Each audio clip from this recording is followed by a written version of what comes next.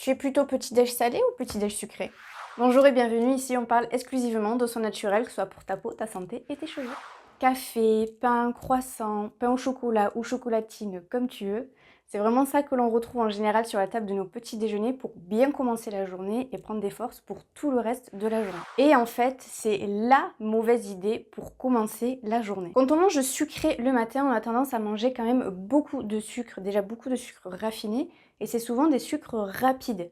Ce qui fait que souvent, arrivé vers 10h30, 11h, on commence à avoir un petit nœud quand même au ventre et on commence à se sentir très fatigué et on a envie de reprendre un petit peu de sucre pour hop, se relancer un petit peu la machine et tenir au moins jusqu'à midi 13h. Et cette chute que l'on ressent vers 10h30, 11h, en fait, c'est une baisse de glycémie. En fait, tu manques de sucre dans ton sang et souvent on peut ressentir un petit peu des vertiges, on peut ressentir peut-être un petit peu des tremblements, on peut se sentir un petit peu nauséeux, enfin bref, on se sent vraiment pas très bien à ce moment-là. Il y a un lien aussi entre cortisol et la glycémie. Le cortisol, c'est une hormone du stress, comme souvent on le dit, mais le cortisol, il est surtout présent en fait le matin et c'est cette hormone en fait qui nous permet de nous lever le matin. Et ce cortisol, il a un effet libérateur de glucose par le foie, ce qui fait que déjà ton taux glycémique est déjà assez élevé. Ce qui fait que quand tu viens manger un petit déj sucré, tu as un pic de glycémie qui est hyper haut et la chute va être vachement brutale. Et c'est là, vers 10h30, 11h, que l'on ressent vraiment un gros coup de mou. En mangeant sucré dès le réveil, cette idée de sucré va te tenir en fait toute la journée. Toute la journée, dès que tu vas avoir faim, ton cerveau va penser sucre, sucre, sucre et encore sucre. Et si on compare petit-déj sucré avec petit-déj salé, il y a quand même beaucoup de différences et beaucoup d'avantages. En prenant un petit-déj salé, déjà, cette baisse d'énergie que tu as vers 10h30, 11h, déjà, elle va disparaître. Tu vas être facilement calé jusqu'à midi, voire 13h. Ton énergie va être vachement meilleure et tes envies de grignoter vont totalement disparaître. Et petite parenthèse, souvent on grignote aussi parce qu'on s'ennuie. Et là en fait tu vas plus avoir envie de grignoter parce qu'en fait tu es calé, t'as pas besoin de plus d'énergie que ça. Et du coup tout ce qui est grignotage sucré, et ben vraiment on n'y pense plus, on n'a plus du tout envie de grignoter. Donc comme on l'a vu juste avant, quand on prend un petit déj sucré, on a un taux de glycémie du coup qui remonte et qui redescend très rapidement.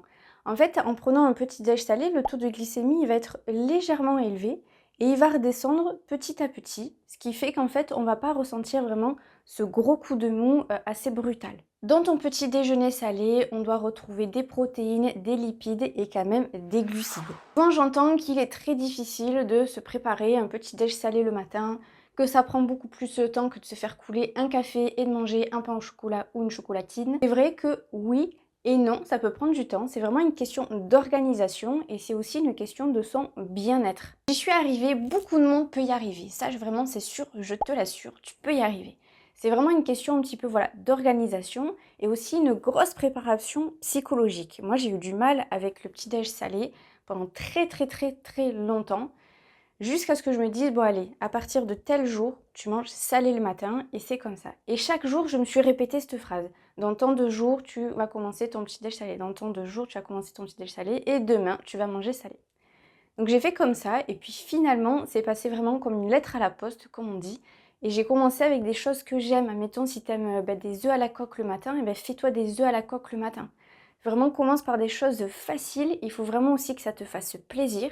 Et si tu as envie d'une petite touche sucrée à la fin, ou tu peux prendre, admettons, un carré de chocolat noir à partir de 70%, ou tu peux aussi te prendre, mettons, une petite compote allégée en sucre, voire sans sucre ajouté. C'est encore mieux.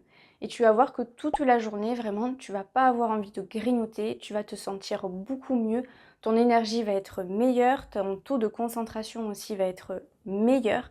Enfin bref, il n'y a que du bon qui ressort de ce petit déj salé. Si tu trouves que c'est long de te préparer un petit déj salé, si on prend toujours le même exemple des œufs à la coque, en 8 minutes top chrono, c'est plier les œufs à la coque. Tu fais tes petites tartines avec du pain complet qui est riche en fibres et ça c'est top.